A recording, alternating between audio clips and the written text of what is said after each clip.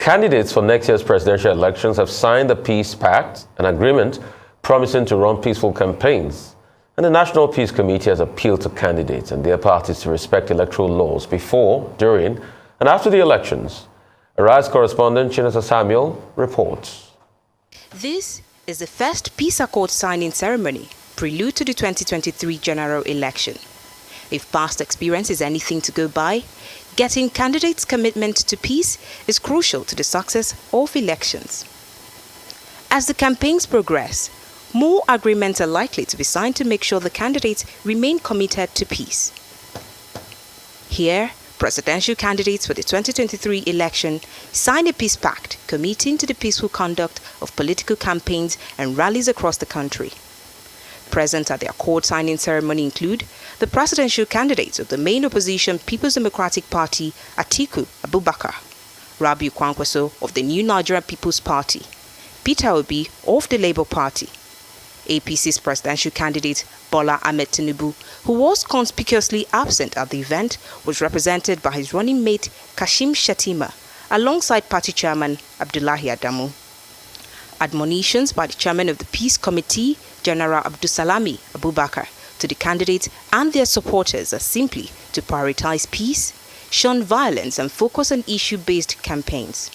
I'm appealing to the political parties, party chairmen, candidates and their spokesperson to please campaign on the basis of issues that are of significant concern to Nigerians.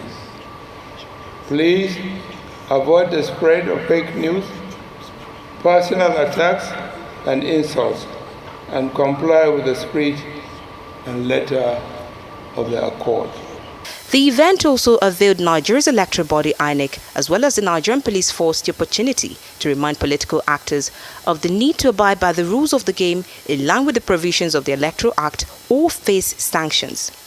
The Independent National Electoral Commission will vigorously monitor compliance to ensure that parties shun abusive, intemperate or slanderous language as well as insinuations or innuendos likely to provoke a breach of the peace during the electioneering campaigns.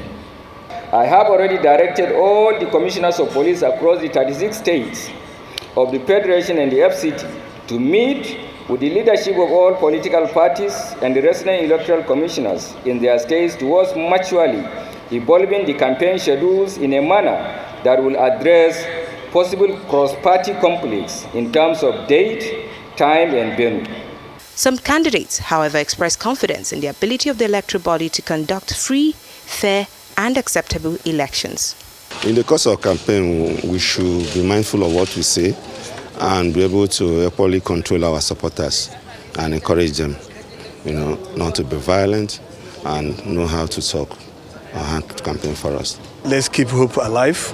The election will conduct free and fair, where every vote counts, and create a good atmosphere for people to also to vote, because there's this agitation that part of Nigerians are complaining of insecurity. Politicians must not exploit the weaknesses of our people in the way and manner that has made vote buying part of our culture. We hope that with the penalties already spelled out by the chairman of INEC's speech and the IG, that those who compromise the process will face the wrath of the law. With the signing of this peace accord by presidential candidates and their party chairman, there is hope that the pre-election, election and post-election actions and all trances of political actors will be guided by a sense of responsibility. Chinasa Samuel, Arise News. Right, President Muhammadu Buhari says the signing of the peace accord with Goodluck Jonathan and other presidential candidates in 2015 contributed to the peaceful outcome of the polls. Buhari met the National Peace Committee at the State House, where he urged all signatories to the 2023 Peace Pact to abide by its content and spirit. It is my privilege to warmly welcome members of the National Peace Committee. As you are all aware, signing the National Peace Committee Accord is aimed at committing political parties, aspirants, and their supporters to conduct their campaigns in a peaceful manner, devoid of ethnic, religious, and hate speeches that could mar the year 2023 general elections. The timing of the first National Peace Accord is significant, considering political party campaigns have already commenced in the country. The initiatives undertaken by the National Peace Committee are commendable, as these efforts would ensure issue-based campaigns. Meanwhile, presidential candidate of the All Progressive Congress, Bola Ahmed Tinubu, has come under criticism for not showing up at the signing. In a viral video, AAC's Omoyele Sowore argues that Tinubu should have signed the Peace Pact himself instead of being represented by his running mate. Sowore says it is inappropriate for Tinubu to seek election into the presidential office but be absent at the first signing of the Peace Pact. He kicked against Tinubu's running mate Kashim Shettima sitting alongside other presidential candidates during the event. I confronted him. Why is he sitting here when Tinubu is not here? You understand? If I was sitting there, I would not stand up for him. Because Tinubu is the one who's supposed to be here. You can't be running Nigeria for presidency in absentia. No, I'm part of the truth. I'm sure I stood by what I stood for yesterday and tomorrow. It's the same thing I stood for because I was a student union leader when you guys were rampaging the country. That doesn't matter. It does matter. All right, Dr. Bati, a lot to chat about this morning, quite full. Okay, where do I start from? Let me start from Showore's objection to the absence of Asiwaju Bola Ahmed Tinubu of the All Progressives Congress at the signing of the Peace Accord. Well, I don't think there's a big issue there. Under Section 141 of the 1999 Constitution of the Federal Republic of Nigeria, Section 141 creates the office of the Vice President. And what it says, in parentheses, in parts, is that the Vice President can act in the absence of the President. So, in another section of the Constitution, it is also well stated that it's a joint ticket that the VP and the President that they run. So it's a joint ticket. In other words, if one is not available, the other can represent him. They are not yet in the APC, President and Vice President of Nigeria. But there's nothing wrong, in my view, in Shettima representing his principal, Asiwaju Bola Ahmed Tinubu, at the signing of that peace accord, which is in itself, yes, a very meaningful ceremony, a very symbolic ceremony. What will have been the issue? Would have been if the APC was completely absent at that ceremony. But Tinubu being represented by Shettima, I don't think it's to no issue, in my view. I may be wrong. Other people may put up an argument. But if we're running a joint ticket, then of course it means one can represent the other. Even the Constitution says so in actuality, not even at the level of symbolism.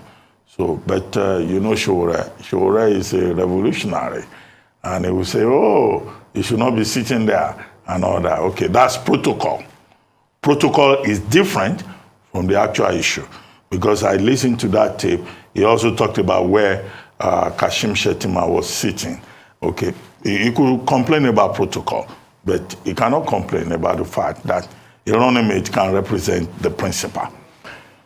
Now, to the actual event itself, I would like to congratulate the National Peace Committee, led by General Abdulsalami Abubakar, Bishop Matthew Hassan Kuka, the Sultan of Sokoto, and Cardinal John Onayeka, and others, who since 2014, have been saying that, look, candidates have to sign a peace accord. They have to give peace a chance. And I speak as someone who was part of that initial process. I had to approve the statement that was signed by President Goodluck Jonathan at that time. I had to take the first look at it before I took it to the president. And consistently, you know, the the National Peace Accord Committee has, you know, been preaching this message that there should be peace, there should be brotherliness, that those who are seeking political positions should conduct themselves like gentlemen. And General Abubakar made the point that, look, everybody must give peace a chance. That this is not a war, this is just an election, a general election, and that the bigger interest should be that of Nigeria. So this is the first accord that we have had yesterday. And it's interesting also that other stakeholders have been brought in. I saw, you know, Alhaji Aliko Dangote, you know, also now a member of that peace committee. I saw civil society being brought in. Hidayat Hassan, you know, was in the video that the body released. I saw also Mr. Femi Otedola, you know, who is also part of it. These are persons who represent big constituencies and who can use their influence, you know, to ensure that, look, we have a peaceful conduct in terms of the elections. So it's good to see that the National Peace Committee has grown and that politicians are buying into the idea. As I said, this is the first peace accord. There will be another one, a second peace accord, just before the meeting. Now, last week, Thursday, when General Abdulsalami Abubakar first spoke about this, he also talked about spokespersons, agents of the political parties and the candidates. Yeah, the principals can sign the peace accord, but they need to send the message down the line.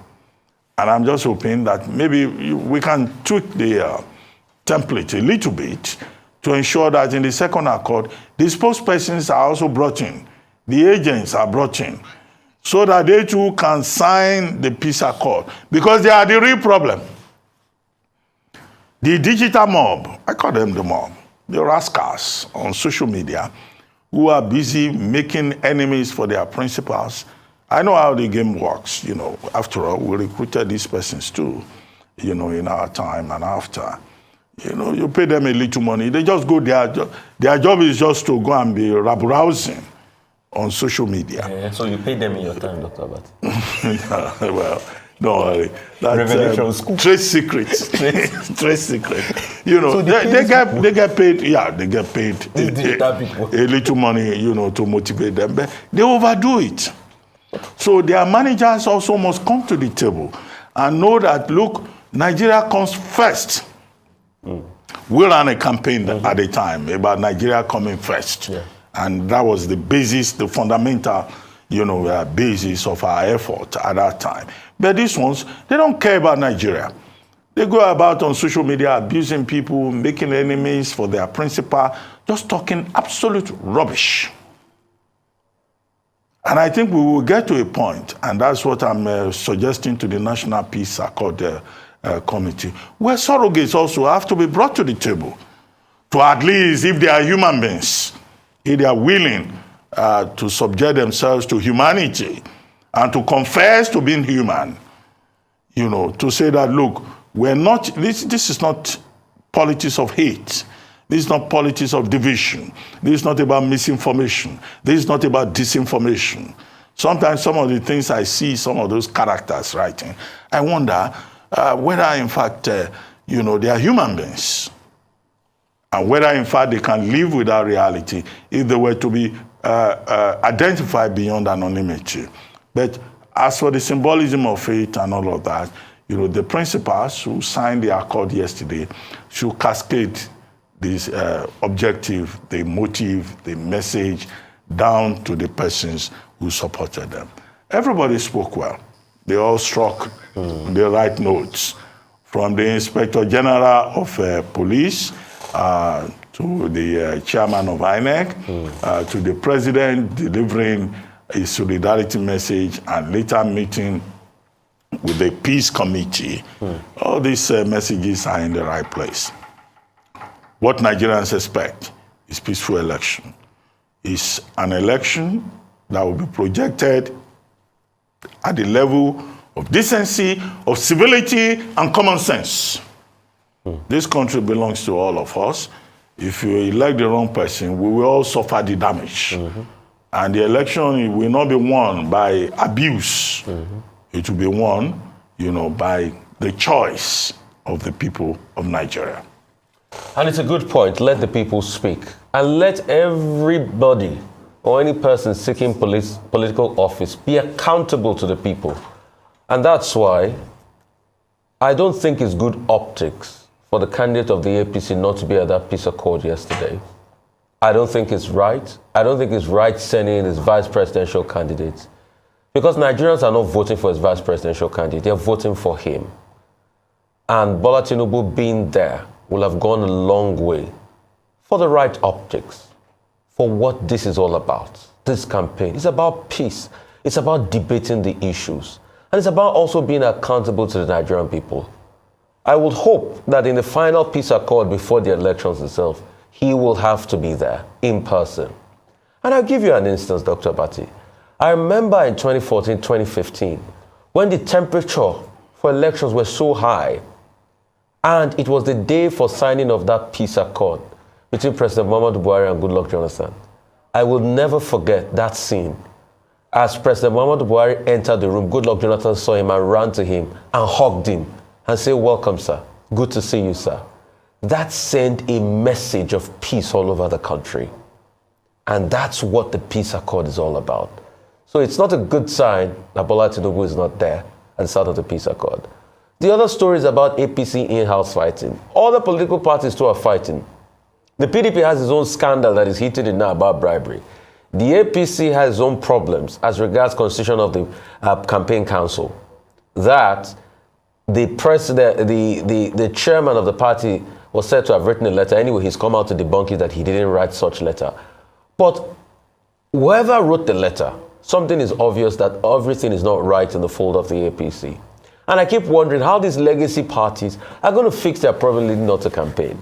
Campaign has started now. 2 days in, the APC, no one big rally. The PDP, yes, inaugurated their own campaign council. The Labour Party, the only one that has had a rally in Jos. The ADC has released their campaign timeline. YPP, nothing yet I've heard from them. Other political parties, I saw the AA candidate yesterday, which happens to be Mustafa yesterday there. We've not heard anything about their campaign. We've not heard anything about the other 18 parties' political campaign. And we're asking, are these guys really serious with Nigerians? You want to lead a country of over 200 million people. 18 people, your front runners. And now we have not even seen you hit the ground running. Maybe next week, activities will start full swing. Maybe next 2 weeks, I might not know. Maybe they might have a strategy up their sleeves. But it's better now they start putting everything on the table and hitting the ground running as regards, campaigning out there and talking to Nigerians about the issue. As we speak now, it's still scandal everywhere. And this is not a good sign. It just shows that when Nigerians look at it, they say, okay, most of these guys are not ready, Probably nobody has done a big camp rally. Only the Labour Party. I think the Labour Party is having another one in Lagos tomorrow, if I'm correct on that. And they've had one in Jos. Only the Labour Party have done 2 big rallies. Hit the ground running as we started. PDP would like to see your timetable. APC would like to see your timetable, your rally timetable. Let's have the big rally. Then also, all of you must appear, please. I beg. I'm not instructing anybody. I don't have the powers to. For the debates. Please, I beg you all, President, debate in front of Nigerians. Debate yourself. Let Nigerians see who you are. Everybody must appear. It's not a case of sending any surrogates to debate. You must be able to defend it for Nigerians. Okay. Speaking of... Can I add a footnote? Yes, sir. To the point about optics, yes, I can't disagree with optics. Tinubu should have been there. But I still insist that within the purview of the law, I think it's section 187, subsection 2 of the Constitution, and section 142(21) of the Constitution. The presidential race is a joint ticket. One can represent the other. And the principle in law is called a jus accrescendi, which means that if one is not available, the other can represent the other one. They've not won the election yet, as I said, but I do not see anything wrong in Kashim Shettima, representing his principal. But as you said, okay, optics. It would have been nice if Tinubu was there. But he's not there. He's in London. We have seen pictures of him being in London. But if it's a joint ticket, the other person can stand in. That's the whole idea. It's for the Nigerian people to now decide whether that is wrong or not. Optics, yes, I agree with you. But as to the legality of it, there's nothing wrong. Okay. A scandal has hit the National Executive of the People's Democratic Party as 3 members of the party's National Working Committee have returned a combined sum of 93.6 million naira, said to have been paid into their bank account allegedly by the Yocha Ayu-led leadership of the party with no explanation. In separate letters written to refund various sums of money seen by AriseTV, the Deputy National Chairman Taufik Arakwaja, National Vice Chairman South Dan Obi, and National Women Leader Professor Stella Afoto said that they could not explain the source of the money or what it is meant for. While one of them claimed it was supposed to be for a 2-year housing allowance, Arakwaja got 36 million naira of the said money, while Obi and Efa Ato got 28.8 million naira each. The developments on the heels of the alarm raised on Wednesday by members that the scandal was brewing to embarrass the party's national chairman, Ayu, and ultimately the presidential candidate, Atiku Abubakar. A number of questions are now being raised. Did the 3 forward an account to receive the payment? When was the payment made? Why was it returned now? And was the payment only made to those identified as allies of Rivers State Governor Nyesom Wike, who has insisted that Ayu must go? Questions, questions, questions. The Supreme Court has affirmed Senator Ademola Adeleke as the People's Democratic Party candidate in the just concluded Osun governorship election. The Apex Court dismissed a suit of former governorship aspirant Prince Dotun Babayemi. Justice Amina Ogei, who delivered the judgment, said the appeal was filed out of time and the court lacked the jurisdiction to entertain it. Dr. Bati, these 2 issues. Okay, I mean, the Osun case. Yeah, I just heard you now saying that the case was filed out of time and that the court lacked jurisdiction. Jurisdiction is, at the very heart of the judicial process. If you violate jurisdiction, it can be invoked before, during, and after judicial process. And if jurisdiction is an issue, it nullifies the entire process. So the position that the Supreme Court has taken is a very technical one. And also, election petitions are sui generis. It means that they are in a class of their own. They are guided by certain rules. So if it is also said that the petition was filed out of time, that's also a technical point. But the Supreme Court, is the apex court of the land. Once it rules, its position stands. Only the Supreme Court can reverse itself. It cannot be reversed by any other court. And so the position of the law at this moment is that the Supreme Court has upheld the PDP candidacy of, Adeleke in the Osun State gubernatorial election.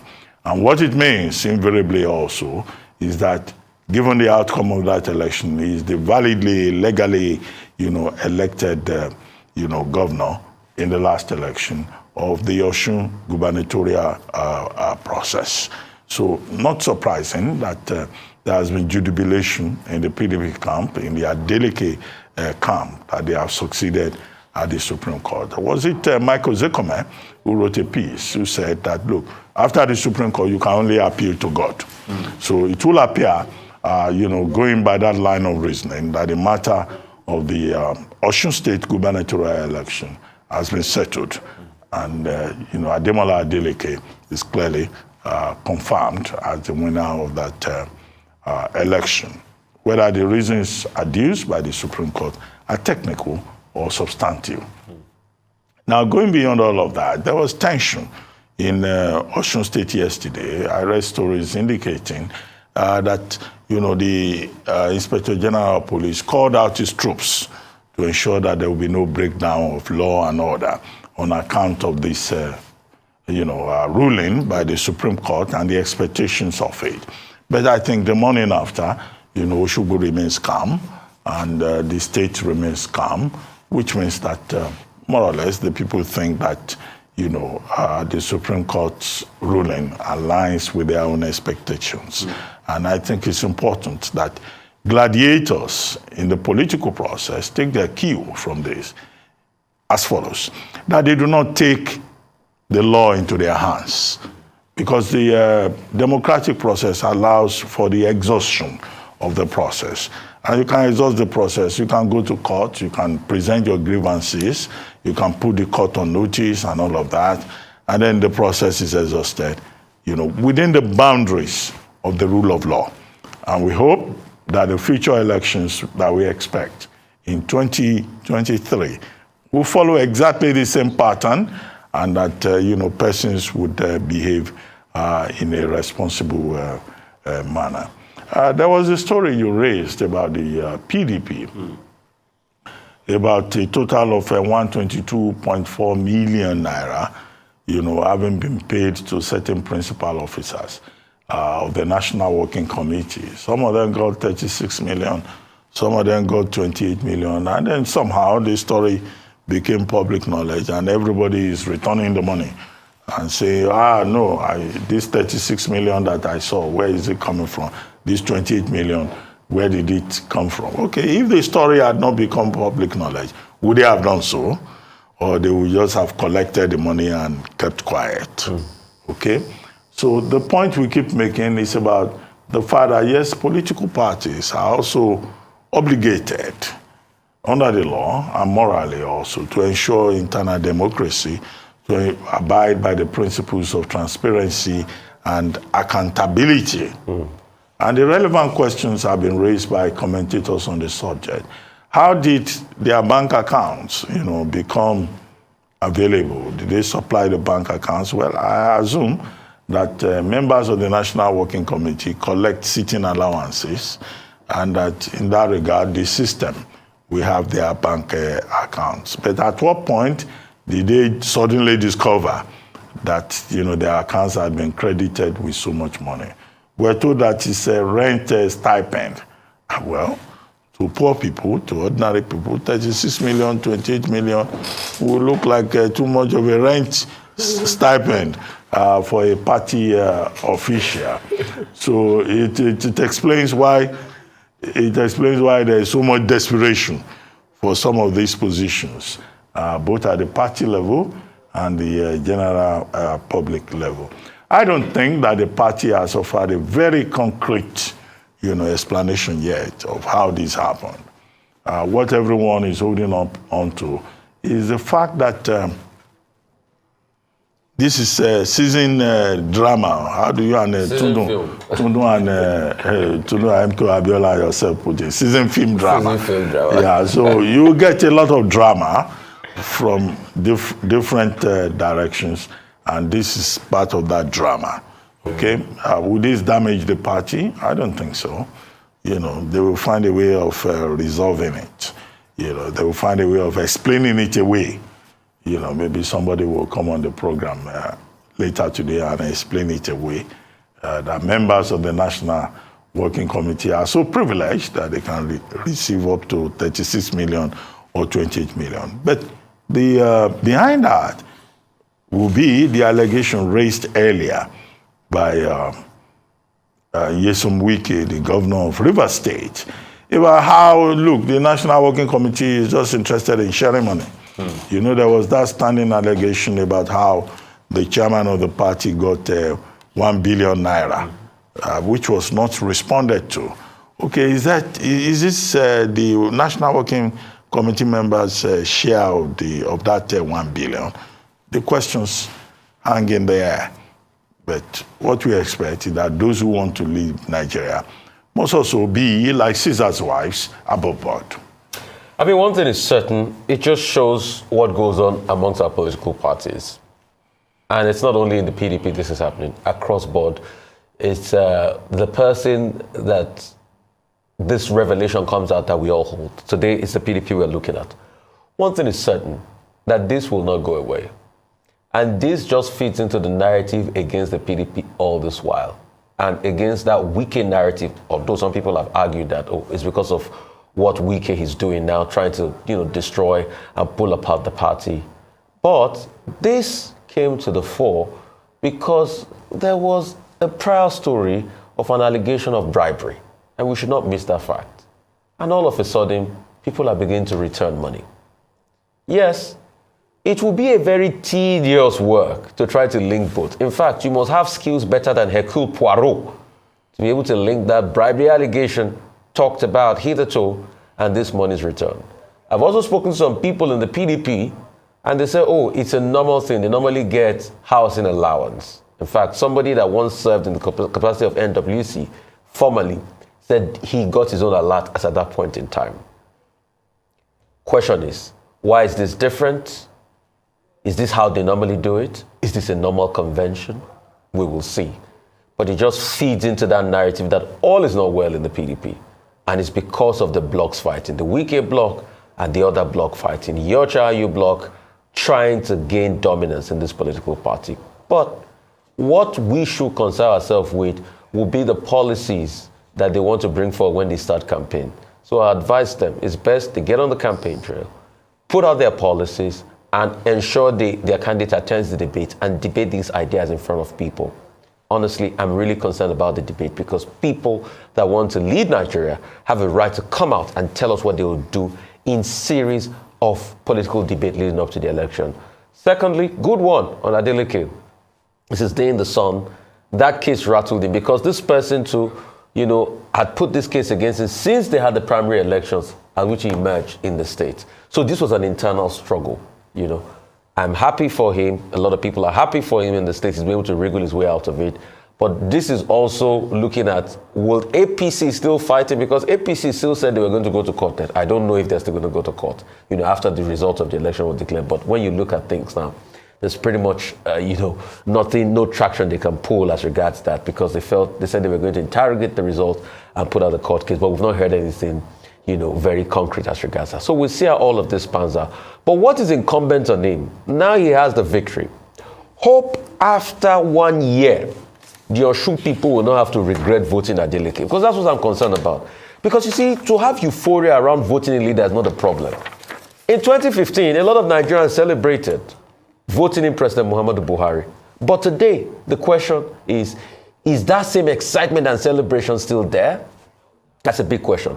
And what we should interrogate is that why is it that leaders, when they emerge in Nigeria, everybody is so excited, but 2, 3, 4 years down the line, they are not as excited as they used to be on day one? Is it as a result of time? Is that the result of those leaders not, actually doing the things they said they'll do? Is it as a result of the understanding many years down the line that, according to the words of Mario Cuomo, politicians were just campaigning in poetry? And when they saw the pros of governance, it was difficult for them to execute. Whatever it is, might be the case. The people must always have the best part of the bargain. Osun people should be better for voting in Adeleke. So the mantle has fallen on Adeleke. Hope the Osun people will not have a need to complain again 1, 2, 3 years down the line. Hope their lives will be better. The government house in Abere is to be able to bring succor and hope and possibility to the Osun people.